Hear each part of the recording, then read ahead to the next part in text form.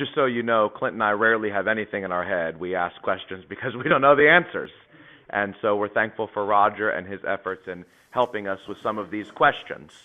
When I told my father-in-law, who goes to church with Roger in California, when I told him that we were going to have Roger present on this topic and that we wanted him specifically in part to address the question of whether or not homeschooling is advisable for Christian families, he said, well, why would you ask him that? You already know what his answer is going to be. And that's the point, that Roger has a certain experience. Roger and Judy have experience in this, and so we wanted to get his perspective on this question and appreciated all of what he had to present to us tonight. Perhaps there are questions, and so if you're a brother in the church who is here tonight with a question, we invite you to raise your hand, and I'll call your name, and Logan will bring you the microphone, and make sure you speak clearly into the microphone. The sound system is turned off because we're having some feedback problems, but this is used for recording purposes. And so we'll open for questions at this time. Matt Kuderna, and then to the back, Jeremy Smith. So I'd like to discuss the public school versus the homeschooling aspect, and that is that I've seen homeschooled children who were raised by Christian parents who were homeschooled their entire life. They were raised around church. They were raised around the church. They hung out with people from church. They were never exposed to bad influences. And then they graduated. They're 18 years old. They've been homeschooled. They go to college, and they've never had to make a decision. They've never had to be in a situation where they could possibly make the wrong decision. And then once they go to college, they're 18 years old, and they just go off the deep end because they've never been able to make. They've never been in a situation up to that point. They've never been socialized to be able to discern that wrong from right. They've just been told what is that. So I'd like to hear your thoughts on that. Well, when someone says, I have seen, you never dispute that. You've seen this. You've seen a problem. I haven't seen that problem. And what I have practiced is, if those children, if they have problems, there's other problems that go along with that. The easy way to deal with that, I can just tell our children. We went to church. Our children participated in sports. All of the children played soccer. Some of them up to a championship kind of level. Some of them played soccer and baseball.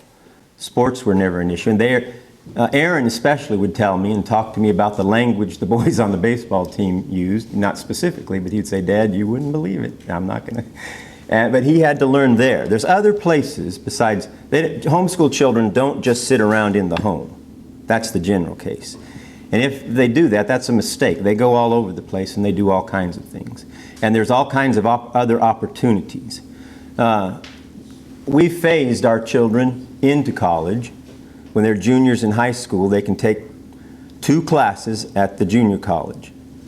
And so each of our children, as they became a junior in high school, they would take 2 classes as a junior, 4 because they get 2 each semester, 2 classes at the junior college. So they get phased in, just like the spanking thing, and they'll figure their own way out, but they get phased in. And that was always a way to do it for us. I don't know why some children have a bigger problem. I don't think homeschooling is the problem in those cases. Jeremy Smith. I appreciate your remarks this evening. On the issue of homeschool versus public school, I would respectfully but emphatically disagree with you about that. As an educator of 19 years and my wife of 20 years, I can also unveil my resume. And I have an 18-year-old that is in the church and a 16-year-old that's in the church. And when my 18-year-old was in 2nd grade, one of the compliments that the teacher paid to us was he would defend the truth in the 2nd grade. And so we were implementing and training those things in him when he was a little boy. And he knew the difference between right and wrong. And I agree with what Matt was saying. I always felt like those opportunities provided him the chance to grow, to learn what we were saying and to grow. And Macy is 16 years old, and she also is a member of the church. And while we've been here, she's encouraged a Mormon to come to church, and an atheist to come to church, and an evangelical, I believe the other girl is, to come to church with us. All opportunities that wouldn't have been provided if it wasn't for private school or for public school. I do appreciate the fact that you're non-judgmental, but one issue that I do see, and you weren't judgmental in your presentation tonight at all, but one thing I do see, and not only so much among the Lord's people, but just the homeschool movement in general, is this vilification and this looking down and judgmental attitude towards public school teachers and those that would send their kids to public school. And so I just more of a comment, but if you'd like to make comments about what I said, that'd be fine as well. The only comment that I would make is, I'm glad your children, I'm thankful for your children. We need your children. The church, the Lord needs your children. If I could be we all think we did it right. If our children are Christians, we think we did it right. And I believe about children, they are amazingly resilient. I think I did it right, and you think you did it right, and I'm thankful for that. I see the opposite. I see people, vilification of homeschoolers. Now, I know homeschoolers, I know how we are, because I've been there. But it happens both ways. And so we're all trying to raise our children in the best way we can to be Christians. Thank you. Clint DeFrance. I'm glad you've done that. Thank you. Thank you very much for your presentation. I said that I've always learned something from every presentation I've heard at this study. But I think I learned more today from your presentation maybe than any other as far as practical, helpful information for me as a new father. I was homeschooled, and then I also went to private school. Academically, private school did virtually nothing for me.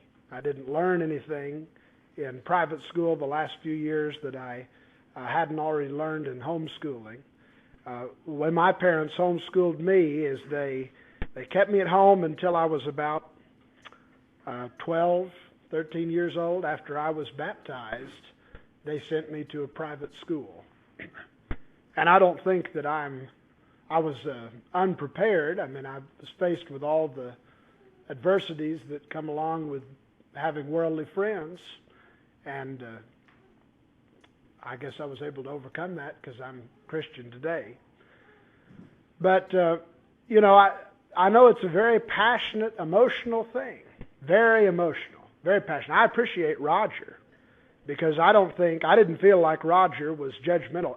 All of my sisters went to schooling programs, public school or private school.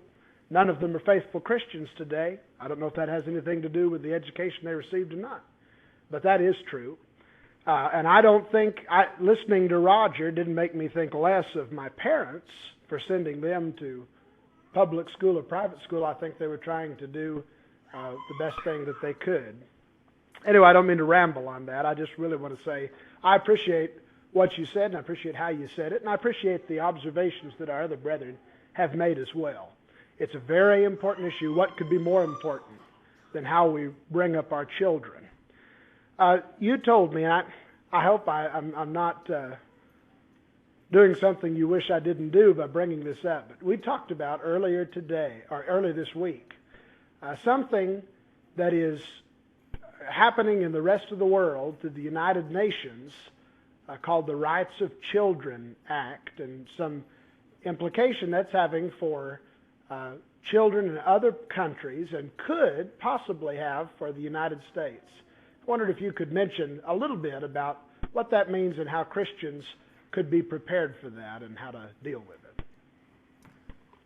The UN Treaty on the Rights of Children is a treaty that the UN has produced, and it sounds wonderful, as all laws are made to sound wonderful. And obviously we would agree children have rights. Of the UN member nations, I believe only the Sudan and the United States have not signed and joined on to the treaty or on the Convention on the Rights of Children. That seems strange. How could we be allied with such a country as the Sudan? But the problem is that the treaty, when treaties in the United States are signed, ratified by the Congress and signed by the President, they take on the character of law. They supersede the Constitution. And when we have rights, when children have rights encoded in law, who defends those rights? Who defends your right to free speech? The government does. So then the government will then defend the children's rights, and the government will then define those rights, and in specific, the UN will be the administrator of the treaty. And then an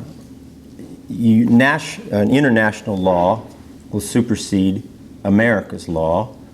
This is all political, and I only talk about it because it's just a scary thing when international law and the government has a lot of control, and they take more and more control over the children. And when they take control of children, they take it from the parents. And the government decides right and wrong for the children, for the parents, instead of the parents. It's just something that scares me a tremendous amount. Children are the material of which the church is eventually made, and children are the material of which the society is made. Both God and the church and the government have an interest in children.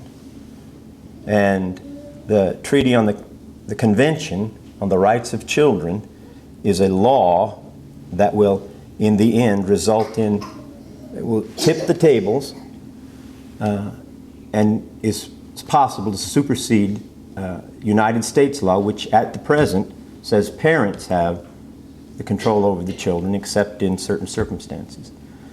And it's just a scary thing. The world is a scary place. One of the things that I equate to that is in the Old Testament, in the days of Pharaoh, when the Egyptians were in Israel, the king of Pharaoh decided that the Egyptians were too scary, and he began to take their children. The boys were to be killed, and the girls would be kept as laborers for the Egyptians. When that happened, that is the time that God began to stick His hand into the world in that place and day and time. Maybe we should be looking for that. When the government begins, they can do a lot of things, but when they begin to take the children, I would expect the hand of God to become interested in a more definite way. I'm not predicting the end of the world. I'm just saying that becomes a scary time. Derek? Certainly do appreciate the thoughts you presented this evening. And if I may say, the talks presented tonight, and I want to express my thanks to Shahe and Clinton for organizing, especially this night. And I hope I don't sound ambitious in saying this, but these presentations that Greg and Roger have presented have certainly made me very excited to have a family one day. It's certainly interesting to see how God presents through inspiration of the Holy Spirit in God's Word, how the family is to be as an organization and how special that is. And it's I know there are several here who have just had children, and I can't imagine the excitement and also the nervousness that they feel as a parent in raising a child for the first time. And it certainly is kind of a trial and error experience. But it certainly has made me excited to have that if the Lord wills. If I may offer my own personal insight on the public school and the private school thing, I just graduated last year. I spent all my life in public school, and I owe some of my greatest memories and experiences to that public school experience. Now, obviously, there are cons. Of course, I attended a school in, as Mr. DeFrance likes to say, in Long Bottom, Ohio, and where we may have graduated maybe 100 or 200 people, so it was a small school. But there were nobody, to my knowledge, who claimed to be members of the Lord's church. And so I actually didn't come to a knowledge of the church until my senior year. And so it was very hard, even when I was a member of a denominational sect, to pursue my teachings, if you will, and to be able to stay connected to God in that denominational sense, because I felt like I was surrounded by people who just despised Christianity as a whole, and it was very difficult to be able to establish myself in a sound place where I felt that I could spiritually stand and be able to be firmly rooted in that experience. There is one thing that I did appreciate in my public school years, and that was being able to meet someone who did have a knowledge of the Lord's church and who did expose me to the truth. And so that experience to me was phenomenal, to be able to meet someone in a public school setting who would teach their students, obviously not in the public setting because there's issues with that in itself, but who would teach their students in private, one-on-one, about the meaning of the Bible and what God is and how to find the truth. And so I owe that to my public school experience, and I certainly do appreciate the different perspectives that have been presented by some of our brethren about that issue, and I know that's certainly a difficult one to consider. But anyway, I say that as kind of just a reflectory sort of thing for me personally. One question I did have, if I may, in your introductory remarks, you brought up Proverbs 22:6, where it mentions train a child up in the way he should go, and when he gets older he will not depart from it. And you mentioned that falls on certain circumstances. You may train a child in the way he should go, but he may depart from it because he has the free will to obey or disobey the Lord. So my question is, why do you personally think that children do depart from that way, even if they are being trained correctly? And do you think there's any circumstances, or do you think there's any evidence that a parent can do to maybe fix that cycle, if you may? I can't answer that in every case, no. I think the public school situation is part of it. I think parents who fail their job, and I know we as parents say I did the best job I could, but I'll tell you, I've had to apologize to my children more than I've ever had to apologize to anyone else in my whole life. I made mistakes with my children. I made a lot of mistakes with my children. But I did some right thing. You know, it's all parents make mistakes, and we can never excuse ourselves. And at some point, a parent with lost children has to apologize to those children. You can't just go on in your life and say, I did everything right. No, you didn't do everything right. But you have to apologize to your children. There comes a place in your life where you need to say to your child, I'm sorry for the mistakes I made. And sometimes you have to say sorry for a particular mistake. That's what I believe. I know some parents would say, you never say yourself. I say I'm sorry to my children when I make a mistake, when I notice it, when I find it. And parents have to do that too. As their children grow up, we all make mistakes. But there is the world to consider around us, and the world is trying to influence our children. And that is a truth. The world is trying to influence our children. And sometimes they're not successful. And sometimes they are successful. And we're always struggling against that. I wanted to say one thing in connection with Jeremy back there too, but I have no, let's see. If you want to be a public school teacher, I say go for it. Man, if you can do it, I believe that Christian people in the public school are just fine. If anyone can do the job, Christian people can do it and can be an influence there. That's what I believe. You're an adult and you can, figure it out. I just don't know that my 4 or 5-year-old could have, or 6-year-old. And so if I was doing that, if I was going to send I would, wait until maybe they got out of 6th grade. That would be if I was going to do it that way. That's how I would do it.